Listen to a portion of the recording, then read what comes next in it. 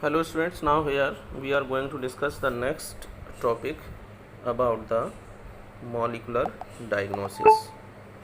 We will study here today about the molecular diagnosis. Now what happen in this technology, जैसे आपने सुना होगा ना कि बहुत सारे पैथोलॉजिकल टेस्ट हम लोगों को कराने होते हैं जब किसी भी डिसीज़ को डायग्नोस करना होता है। तो डॉक्टर रिकमेंड करते हैं कि डिफरेंट टाइप के टेस्ट को, जैसे ब्लड टेस्ट होते हैं या यूरिन टेस्ट होते हैं।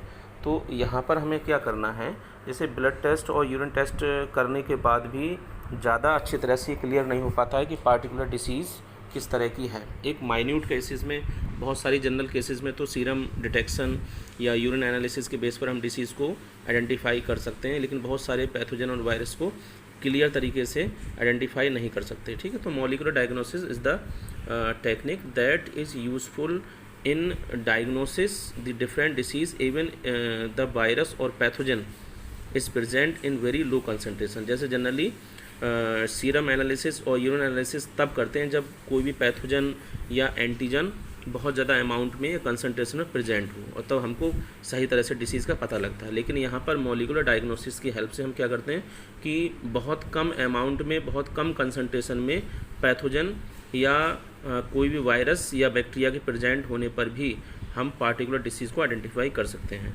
And those techniques are called molecular diagnosis include recombinant DNA technology, PCR and enzyme linked immunosorbent assay। now what happen in these technologies कि PCR की हेल्प से हम क्या करेंगे कि polymerase chain reaction, this is the technique, तो that is useful in amplification that you have also studied in previous chapter.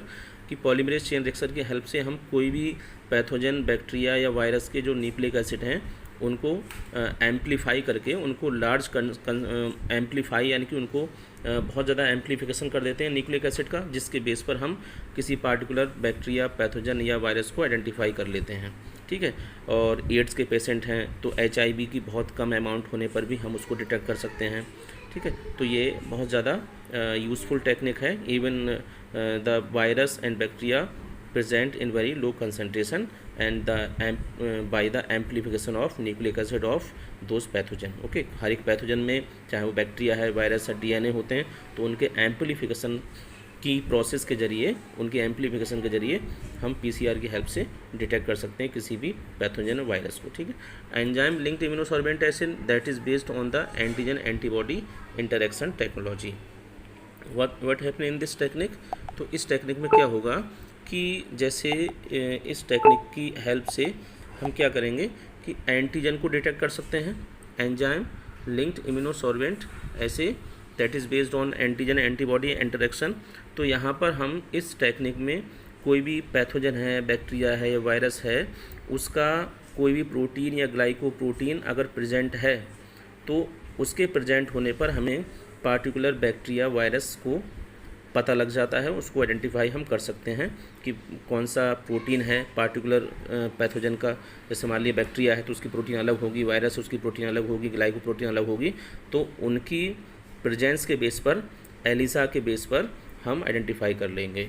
या उसके अगेंस्ट कौन सी एंटीबॉडी बनी, जैसे हर एक बैक्टीरिया, हर एक वायरस के लिए एंटीबॉडी भी अलग अलग बनती हैं, तो एंटीबॉडी की सिंथेसिस के बेस पर भी हम एलिसा की हेल्प से किसी पार्टिकुलर डिसीज़ को आइडेंटिफाई कर सकते हैं। ठीक है, और यहाँ सिंगल रिकम्बिनेंट डीएनए टेक्नोलॉजी की हेल्प से क्या करते हैं कि डीएनए को हम टैग कर देते हैं पहले किसी रेडियो एक्टिव मॉलिक्यूल से। रेडियो एक्टिव मॉलिक्यूल मतलब एक तरह का डाई समझ लीजिए, और फिर उस डीएनए को किसी क्लोन, बहुत सारे डीएनए वहाँ पर प्रेजेंट होते हैं, उसमें डाल देते हैं सस्पेंशन में। जैसे एक डीएनए हमने ले लिया और उस डीएनए को हमने टैग कर दिया, रेडियो एक्टिव कर दिया, उसको हमने लेबल कर दिया, जिसे हम बोलेंगे प्रोब, डीएनए प्रोब बोलते हैं। जब हम किसी रेडियो एक्टिव मॉलिक्यूल की हेल्प से किसी डीएनए को या आरएनए को लेबल कर देते हैं, फिर उसको हम किसी सस्पेंशन में डाल देते हैं जहाँ पर बहुत सारे डीएनए प्रेजेंट होते हैं, स्टैंड, सिंगल स्टैंड के बेस पर या डबल स्टैंड के बेस पर।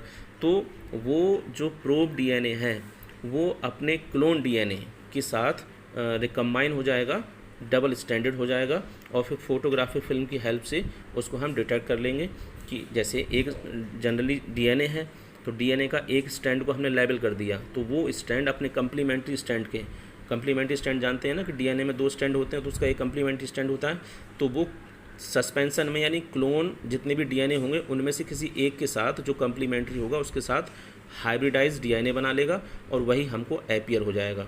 और बाकी जो नॉन कम्प्लीमेंट्री होंगे या जिनमें म्यूटेशन हो चुका होगा उनके साथ वो कोई कम्प्लीमेंट्री डीएनए नहीं बनाएगा। तो जिससे कि हमें आइडेंटिफाई हमको पता लग जाएगा कि किस पार्ट में म्यूटेशन हुआ है या कौन सा पार्ट डिफेक्टिव है या किस पार्ट में डिसीज्ड है डीएनए के, ठीक है, क्योंकि वो पार्ट अपीयर ही नहीं होगा, जबकि जो कम्प्लीमेंट्री पार्ट है डीएनए का वो अपीयर हो जाएगा। That is the based of recombinant DNA technology. Okay, so this is all about the molecular diagnosis.